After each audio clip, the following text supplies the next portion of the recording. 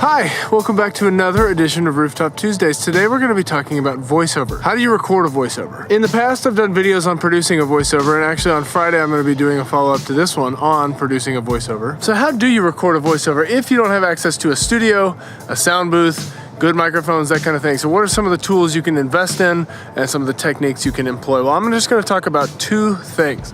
First of all, there are a lot of video microphones that we talk about a lot, like shotgun mics and lavalier mics. I would say stay away from these mics when it comes to recording voiceover because those microphones are used for a specific purpose.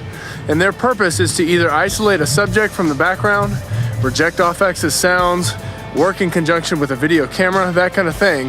And sometimes that's in sacrificing quality to get those sort of functionality improvements. Makes sense? Functionality improvements. So since a voiceover, you're not going to be doing any video recording, the best thing to get is a large diaphragm condenser microphone. Now, this is a beast of a market because there's a million of these. This is what singers sing into. This is what books on tape are recorded into. I mean, these microphones are plentiful and there's a million of them, but let me give you one recommendation. Check out Blue. This is the Bluebird mic, and Blue makes a bunch of different mics, from USB mics, the Snowball, all the way up to more high-end mics, but this is an excellent entry-level voiceover recording microphone. It's a large diaphragm condenser mic. It needs 48 volts of phantom power. You can use it into an audio recorder, or if you have an interface, into your computer.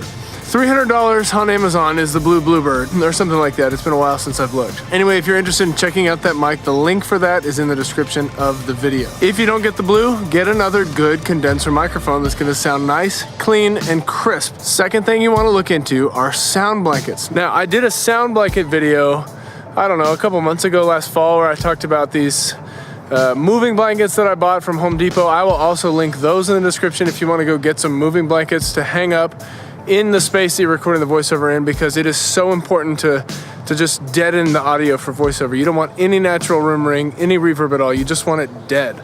You want to suck the reverb out of the room when you're doing voiceover. Because again, the voiceover is going to be at the very front of the mix. It's driving your narrative. You don't care who it is or where they are when they're saying it. It's all about what they're saying in voiceover. So look at sound blankets. Again, I'll link those in the description, and those can dramatically decrease the reverb situation. So here's a little trade secret.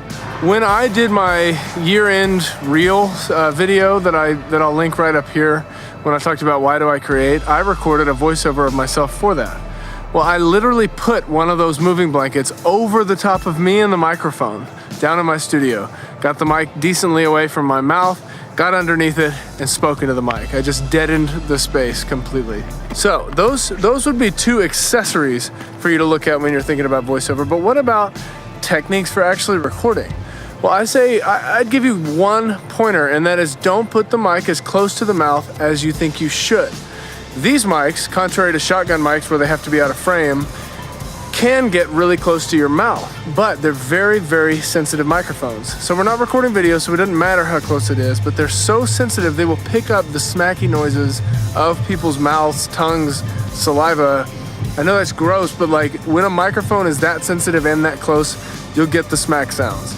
So don't be afraid to put it away a little bit, at least a foot away, maybe 18 inches away from your subject. So you want these close to the source, but away enough that you don't get the smacky smack sound. So don't get too close. The last thing I would say about recording voiceovers is just do a lot of takes.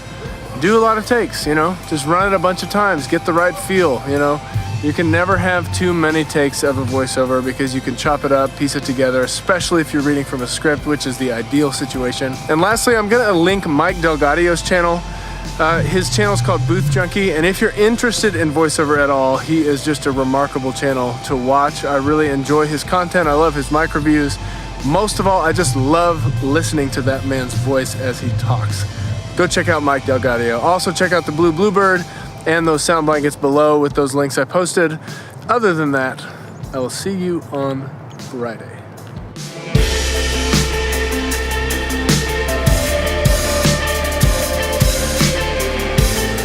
My cool hat. I'm gonna keep rolling in case something bad happens. The paramedics and my wife will want to know what happened.